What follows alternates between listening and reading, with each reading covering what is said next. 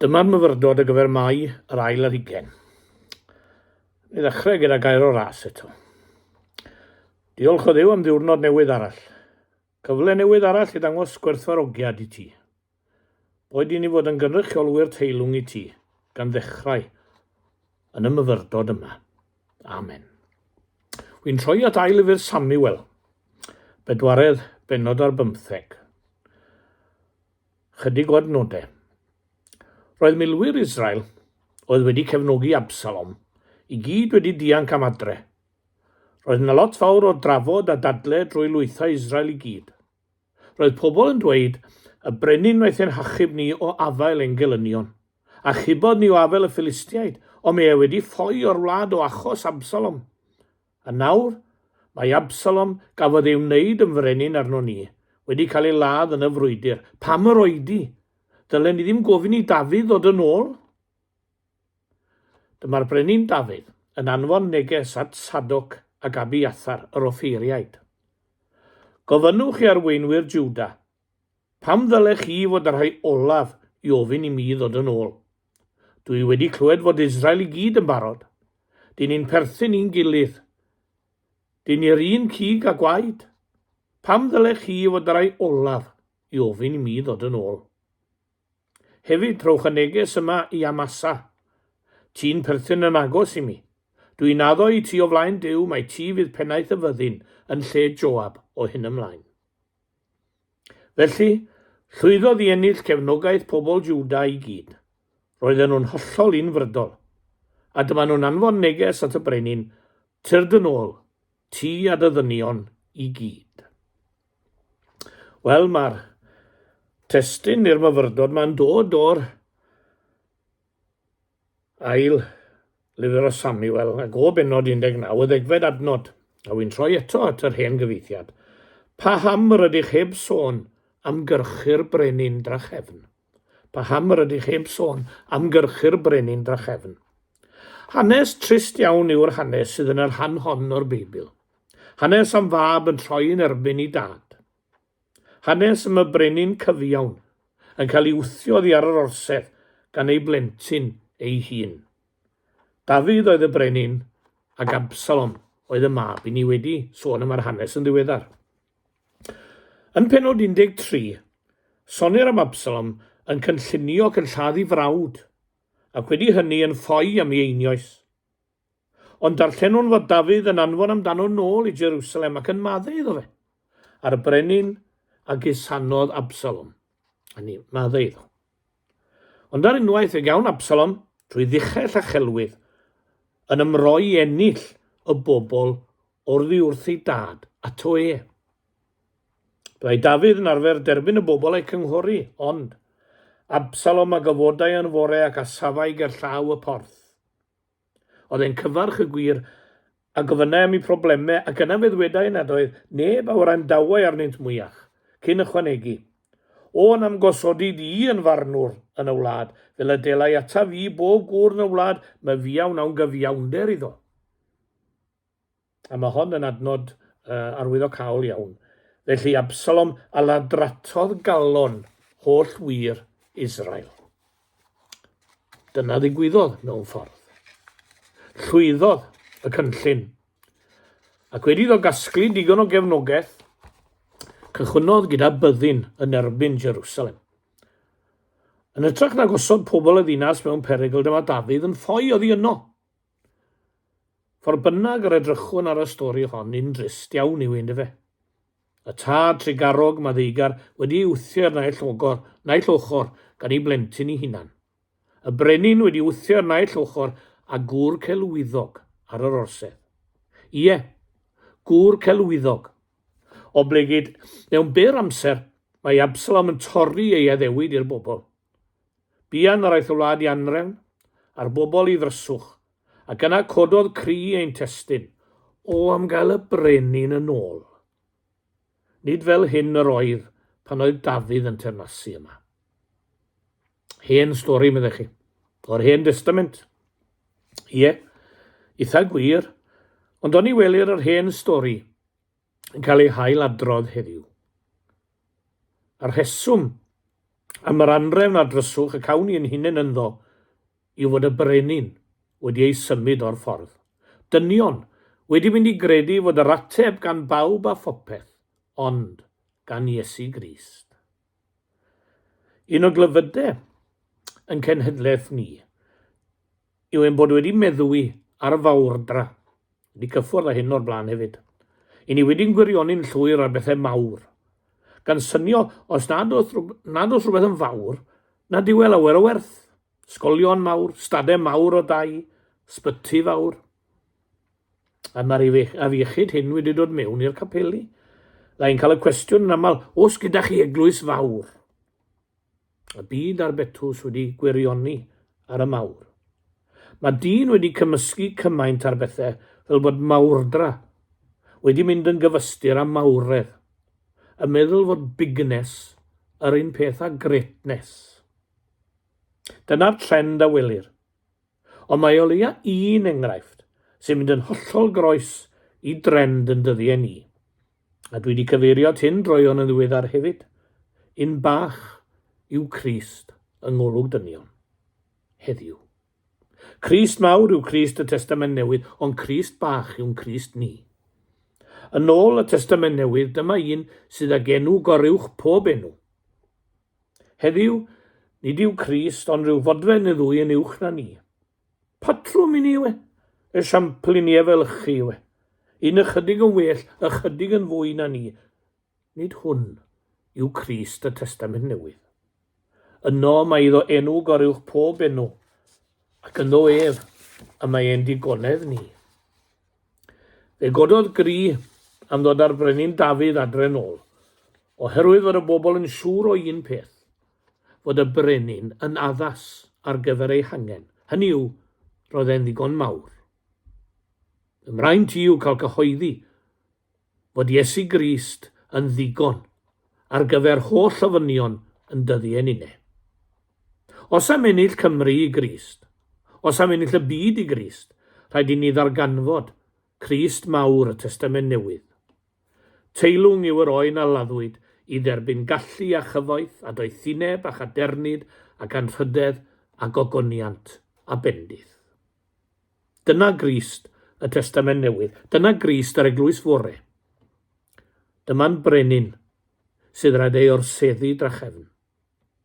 Beth am Titus Lewis yn canu am ei frenin, mawr oedd Crist yn rhagwyddoldeb, mawr yn gwisgo natur dyn, mawr yn marw ar galfaria, mawr yn meddu angau hun, hynod fawr yw y nawr, brenin nef a deiar lawr.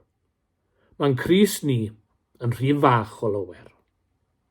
Dwi'n gwybod na dyna'r tro cyntaf i mi ddatgan hynny, eleni, ond mae'n wir. I ni wedi dynnu fe lawr i'n lefel ni bron, a'i alw'n bopeth ond arglwydd. Yn yr India, cerdelw o'r Crist yn edrych ar y bobl, derbynir fel un arall o blith y llawer ddaeth i ddatguddio Duw. Mae crefyddau eraill heddiw yn ei alw'n arweinydd, yn broffwyd. Ond pwy meddech chi ydw i fi? Mae Crist yn fwy na dyn da, yn fwy nag athro mawr, yn fwy nag arloeswr yr oesau. Duw yn y cnawd ydyw. Nid adlais o gariad Duw, ond y cariad ei hun. Emmanuel ydyw, Duw gyda ni. Nid un yn teilyngu'n parch a'n hedmygedd, mae honno ond un sy'n teilyngu'n haddoliad. Yr unig un sy'n frenin teilwng o'r orsedd. Mi ddarllenes i ddyfyniad diddorol o dan y teitl A Cure for Inflation, na chi addas ar gyfer y cyfnod hyn yn fe, gan y Catholic Christopher Derrick, a gyhoeddwyd yn y Times rai blynyddoedd yn ôl. Fel hyn mae'n mynd, nobody goes to the ironmonger for a loaf of bread, but many of us, troubled by inflation, turn for an answer to politicians. The real answer, however, is not likely to lie in new government laws or policies. At heart, it is a religious and moral problem. The answer to inflation is to be sought in the kind of shop kept by priests and preachers and prophets. If they cannot help us with leadership and moral exhortation, and you rhybudd moesol, we are all in a bad way indeed. Paham yr ydych heb gyrchu y brenin? Mwyn Cymru, mwyn cenhadaeth y byd, dewch ar brenin adre nôl. Oedd un o'r bobl hunan bwysig yna sy'n ymddangos ar question time yn rheolaidd, yn sôn am grefydd, a meddai fe, I have nothing against Christians practicing their faith, so long as they confine it to their churches and chapels. Ond trychineb y peth yw ein bod ni'n cydymffurfio ac yn ifuddhau i syniadau rhai fel y gŵr hwnnw. Mor siair ydyn ni i sôn am Iesu Grist tu allan i'r capel. Ond mae'r byd yn uchel iawn ei glodydd i'r diwiau modern. Pan o'n i'n tyfu fyny, o'n i'n cefnogi tîm pêl-drod Manchester United, dal i wneud. Ar gelynion mawr oedd Lerpwl, wrth gwrs. A mae gen i gof o Lerpwl, dan reolaeth Bill Shankly, yn reolwr arbennig, Bill Shankly, yn ennill cwpan yr FA, pan oedd honno'n bwysicach nag yw i nawr. A ffyddloniaid y cop yn bloeddio, Shankly is the Messiah. Ond yr hyfeddod yw, pe bawn ni'n cyhoeddi'n uchel, Crist yw'r Messiah. Y tu allan i furiau'r capel. Cael eich glywed ar unwaith fod rhywbeth yn bod arnau, a mi ddywedent mae religious mania arnau. A nid gan y byd yn unig, cofiwch, ond gan rai sy'n mynychu'r capel. Hynny yw, gan bobl am ei Crist mor fychan, fel na llangoddef ond sibrwd i enw.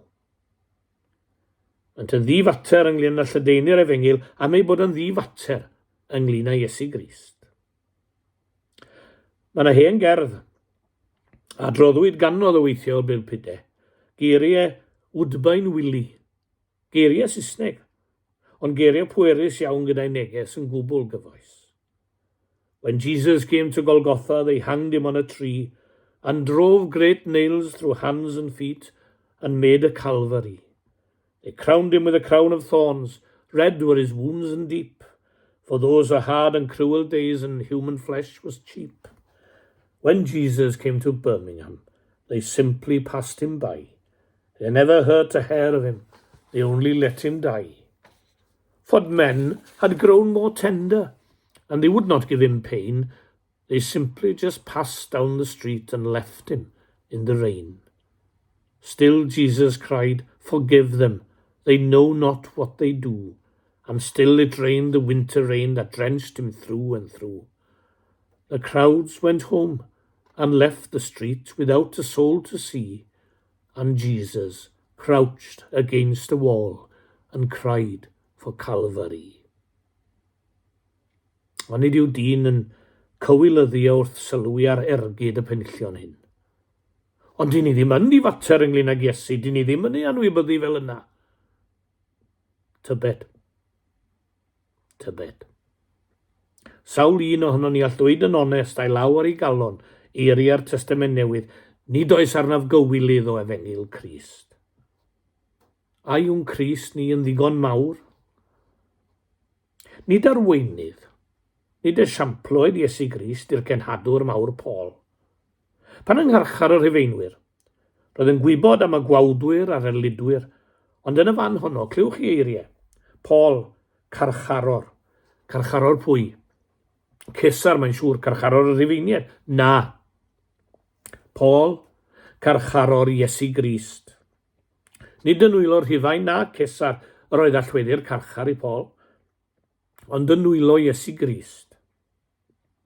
Pan dyno rhywun sylw at y dyluriau'r creithiau ar ei arddynau a'i gorff a dweud mae cadwyni'r Rhufain ac anifeiliad gwyllt Ephesus wnaeth y dyluriau'r creithiau hynny, nag e siŵr, meddai Paul. Rydych chi'n camsynio. Dyn yr wyf yn fy nghorff. Mae'n ddrwg da fi dwy'n yr wyf yn fy nghorff, nodau yr arglwydd Iesu. Dwy'n yr wyf yn fy nghorff, nodau yr arglwydd Iesu. Dweud am Iesu Grist mae'r creithiau. A yw'n deg i ni ofyn, ond nid rhy fach o'r creithiau hyn sy'n arno ni heddi. Chi'n cofio'r Philistiaid yn cipio arch y cyfamod, a chyhoeddi heddiw yma dawodd y gogoniant o Israel. Ond ni bu'n hir yn Philistia, anfon asant i nôl i Israel, i le yr enw Kiriath Jeraim. Ni ddeithwyd â hi i Jerusalem, na. Gadawyd Duw rywle ar y ffin. Ei crefyddolder a'i mynych ymweliadau ar deml, amlder ei haberthu eto. Gadawyd Duw rywle ar yr ymylon. Gwyliwn, rhag i ni ailadrodd ar hanes. Gwthiwyd Iesu o'r orsedd, a gorseddwyd rhyw Absalom yn ei le, gan ddisgwyl pethau gwych i ddyfod, ond bellach gwelwn yr anrefn a'r dryswch. Mwyn Cymru, mwyn y Cymru, o dewch ar brenin yn ôl i worsedd. Pwy sy'n drwy'n y brenin adre, pwy sy'n caru gweld ei wedd, pwy sy'n parchu deddfa'r goron ac yn dilyn llwybrau hedd, hwn fydd mawr dros y llawr, dewch i'w hebrwng ef y nawr. Mwyn ei enw. Amen. Ni orffen gyda gair o weddi. Ata ti o arglwydd ein Duw a'n tad, yr agos sawn yn awr mewn gweddi. O Dduw ein tad, clywsom pan oeddem yn ifanc iawn yr adnod Duw cariad Duw. Yn pryn y buasem wedi cymryd unrhyw sylw ohoni, ond i bai am gariad a rhai ei dysgodd i ni.